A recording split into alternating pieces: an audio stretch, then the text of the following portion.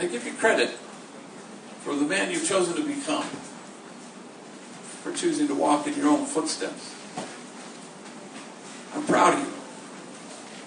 And his eyes fill up with tears, and he says, "Sabes qué? I'm proud of myself. All my life, people called me a lowlife, a bueno para nada, a good for nothing. I guess I showed them." I said, "Yeah, I guess you did." And the soul feels its worth. Exactly what God had in mind. The more you stand out at the edges, no matter how you do it, the world will invariably accuse you of wasting your time. And why wouldn't they? But the prophet Jeremiah writes, "In this place in which you say it is a waste, there will be heard again the voice of mirth and the voice of gladness, the voices of those who sing." And how is it not the job description, in fact, of everybody seated here, and some standing back there, to make those voices heard? I was at a bookstore not long ago, and I came across Laura Bush's memoir. I didn't buy it, but I was flipping through and I noticed that she dedicated like 3 very generous pages to Homeboy, about Homeboy, and really quite. We were all sort of astounded because it was like we had written it. I mean, it was really quite effusive. And that's because Laura Bush, in a previous regime, you may have remembered before where we are now, and so she visited Homeboy Industries. This was a number of years ago. And she was kind of traveling around the country, and she was visiting after-school programs that work with young males mainly, mentoring programs, sports programs. We were the only gang intervention program she visited. And so the Secret Service at the time, I remember, thought that we couldn't have this visit take place at our headquarters because it was too porous, or I don't know, the Secret Service couldn't secretly serve us. So we decided to have it at the Silkscreen, which is our biggest business. We have about 2,500 customers from all over the country. High quality work, reasonably priced. We UPS to New York City, or Connecticut, or from else, Philadelphia. So anyway, so that was the place where they felt that they could secure. So the day of the visit was extraordinary. We had bomb-sniffing dogs. We had sharpshooters on the roofs of all the surrounding factories. We had sharpshooters inside the building, in the rafters. I had no idea what they thought the gang members were going to do to this woman, but they were sure prepared. And 2 weeks before the visit, a very severe-looking Clint Eastwood-type Secret Service guy came to me, and he says, "Father, we determined that there would only be 50 people who would be part of this event. Those who were printing shirts, those who would give the tour, and those who would be part of a roundtable discussion. Only 50 out of 300 of our workers." And he says, "I'm going to need the names. I'm going to need the birth dates. I'm going to need the social security numbers of anybody who's going to be in the handshaking range of the First Lady of the United States." So, we decided to declare undocumented worker day-off day on exactly that day, just to keep them from showing up. And so I dutifully typed this list up, and I gave it to the guy. And 2 days later, looking more severe than he had the day before, he came and he said, "Oh, wow, yeah, Father, these people have records," he says to me. "This news might come as a surprise to me," And I said, "Well, at Homeboy Industries, sort of the idea, And so we had to negotiate a couple who apparently their resumes were too long, So anyway, so the visit went off without a hitch, and the homies and homegirls really felt quite special. So about 3 months later, I get a phone call from a staffer of the First Lady of the United States who says, "Mrs. Bush is having a conference at Howard University in Washington, D.C., and she would like you to speak at it." And I said, "Well, I'd be happy to." "Oh, by the way," the woman says, "Mrs. Bush would like you to bring 3 homies with you." Now, whether the First Lady of the United States actually used the H word, I can't be certain. And she said, "And afterwards, a select group of participants will be welcomed into the White House for dinner." Now certainly crooks have resided in this house before, but it may well be the first time gang members have actually stepped foot in there. And so I picked the most menacing looking homies I could find just to mess with the White House, you know. It was like calling Central Casting, you know, and say, please send me some menacing guys. So I picked Gus, Gabriel, and Herbie. Been to prison, tattooed, bigger guys than the average bear. You wouldn't want to meet them in a dark alley or even like a well-lit one, you know. So I think, my gosh, we're going to the White House for dinner. We can't exactly have you guys wear size 85 waist dickies, you know. So we go to Men's Warehouse. You know, do you have that out here? You're gonna like the way you look. I guarantee it. Yeah, that guy wasn't there. But so we walk into the one at Burbank, and I swear to you, every single solitary salesperson rushes us at the door as if to say, now, how may we help you walk out of our store as quickly as possible? I said, well, we're going to be needing 3 suits. They're having dinner at the White House. And the guy said, yeah, right, sure. So he dispatches them into dressing rooms. And I'm out there kind of picking through ties. And the first of our group, a guy named Gabriel, walks out. And Gabriel's suddenly standing in front of a 6-sided mirror, wearing a perfectly fitted light gray suit. And his mouth is just wide open. He's just staring at himself in the mirror. He can't believe he's in a suit. Now, Gabriel, at that time, was about 25 years old, and had 3 kids at the time, and been in prison. Lots of tattoos. His neck was just fully blackened with the name of his gang. Tattoos on his face, on his head.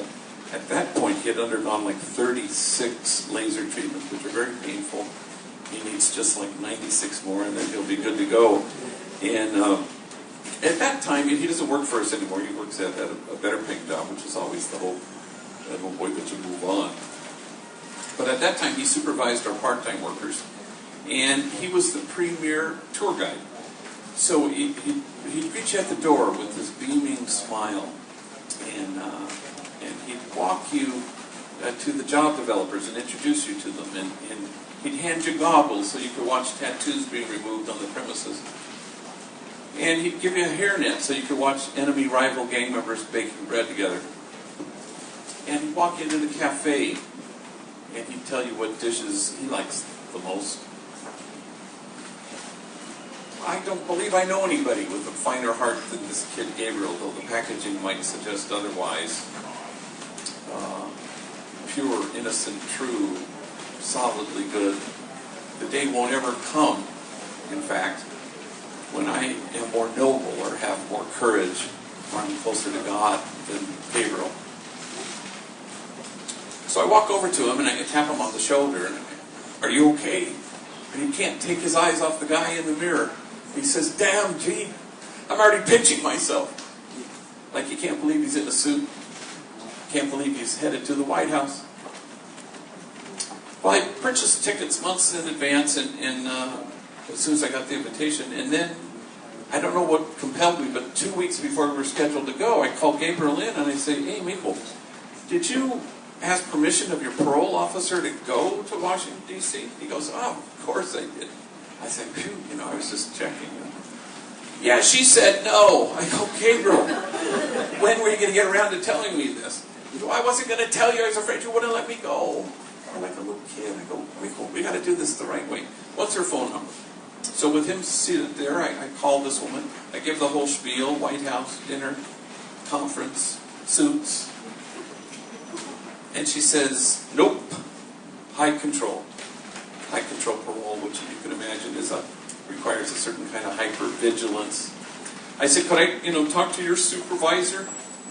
And she transfers me, and I give the spiel one more time, and the guy says, no, wait, high control. I said, is there somebody like a notch, above you? And so I talked to the notch guy, and the guy says, there's absolutely no way that this parolee is going to leave the state of California. So, faxes, emails, phone calls, Department of Justice, from the White House, from the First Lady's office, and then what may well be the singular accomplishment of the Bush administration. We get permission to go to the White House.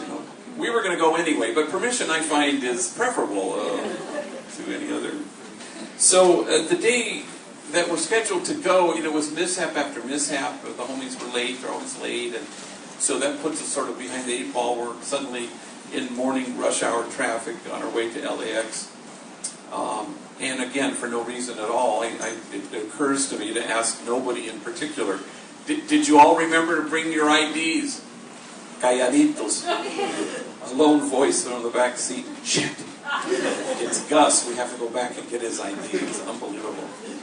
Then, this was a Tuesday, and then we were traveling on that day. We were going to stay with my brother in D.C. and his wife. And we did all the tourist things and all the, Washington Monument and Smithsonian and all that stuff. But Thursday was the day of the suits, the day of the conference, the day of the White House, the day of the dinner. And it was only then that we discovered that poor old Gabriel, apparently, in his rush in the early morning darkness to get to my car with his bag slung over one shoulder and his Men's Warehouse suit covered in plastic, open at the bottom, over his other shoulder. And in the movement, apparently it jostled the pants and they slithered off the hanger and they fell somewhere unbeknownst to him in the gutter or on the sidewalk. And some homeless man is liking the way he looks, I guarantee it, And all I can hear is Gabriel's voice resounding through my brother's house in the early morning of Thursday. I don't got no pants, and plaintive wailing. And so God love my sister-in-law, she somehow jerry-rigged a pair of my brother's pants. Anyway, it worked. And so she fixed some pants for him, and we go to the conference, and then we walk into the White House. 3 gang members covered in tattoos in their suits. There are butlers walking the hallways. They have trays of long-stemmed glasses of white wine, and the homies are snatching those puppies as quickly as they can. And we go in every room, the green room, the blue room, the red room. They all have these little elegant little combos and string quartets. It was really quite something. And then I think it was the gold room that had the buffet of food, the likes of which I've never had in my life. Absolutely gourmet, delicious. I went back like 8 times, and rack of lamb, perfection, a salmon the size of Wisconsin. It had every imaginable food item there. And I'm standing there with Gabriel, and he discovers these long white potatoes cut lengthwise with a hole carefully bored out in the middle, stuffed with caviar and a sprig of chive. And he sucks one of those suckers in his mouth and spits it out into a napkin. This shit tastes nasty, he says. And let me just say, he was not using his inside voice at the time. It wasn't me or was the Secret Service lunging ever so slightly at precisely that moment. So anyway, I told you all that to tell you this. And I'll have your questions right after this. The next day we're flying home, and somewhere in mid-country, Gabriel says, I gotta go to the baño. I said, well, Mico, the bathroom's in the back of the plane. 45 minutes later, he comes back and he said, Uy, cabrón, ¿qué pasó? I thought you fell in, okay? Oh, I was just talking to that lady back there. And I turn around and I see a flight attendant. She's standing by herself at the back of the plane. I made her cry. I hope that's okay. I go, well, Gabriel, it might depend on what you actually said to this woman. Well, she saw my tattoos, and she saw my Homeboy Industries shirt, and I don't know. She asked me a gang of questions. So I gave her a tour of the office. At 34,000 feet, Gabriel walks this woman through the office. Introduces her to the job developers. Hands her goggles so she can watch tattoos being removed. Gives her a hairnet so she can see rival gang members baking bread together. And I told her last night, we made history. For the first time in the history of this country, gang members walked into the White House. We had dinner there. I told her the food tasted nasty. And she cried. I said, well, Gabriel,